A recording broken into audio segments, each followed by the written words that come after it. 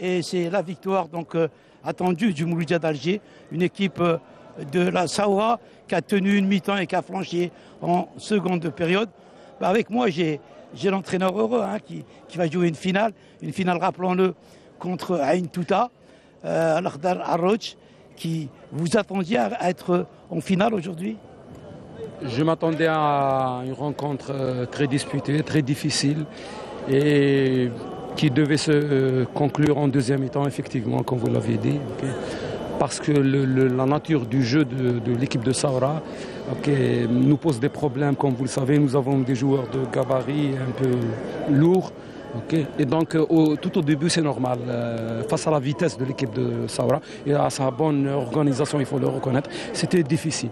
Puis après, doucement, l'expérience et le système mis en place a fait que nous avons pris de l'écart. Vous allez jouer contre Ain Touta, une équipe que vous connaissez, une équipe qui elle aussi a eu des problèmes pour se qualifier. Donc en huitième de finale, elle a eu des problèmes. En quart de finale, elle s'est qualifiée d'extrémiste. Là, en demi-finale, elle s'est fait dominer toute la partie face à une équipe de Skikda. Et puis elle gagne à la fin par un petit but d'écart. Ça va être quand même une belle finale entre vous deux. Oui, certainement. Jusqu'à cette demi-finale, notre parcours était identique. Mais bon, c'est compréhensible. Pas de préparation, pas de match, vraiment beaucoup de matchs amicaux, pas de soucis, et puis c'est la coupe. Avec toute la pression des matchs de coupe. Et vous perdez, vous sortez, donc c'est normal.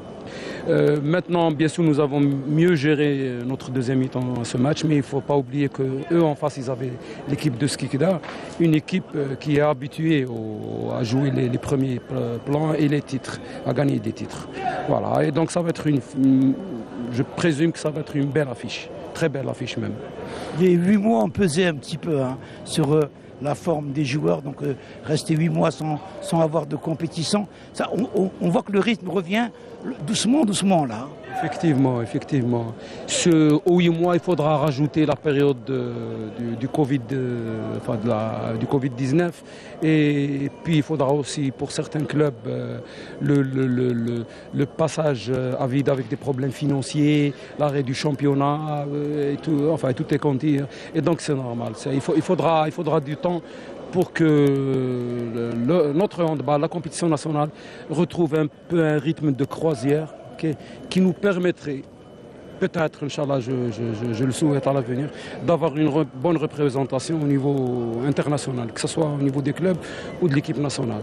Parce que, vous le savez bien, nous avons beaucoup de problèmes dans nos participations à l'étranger. Pour preuve, notre dernière participation au championnat arabe et championnat d'Afrique des clubs.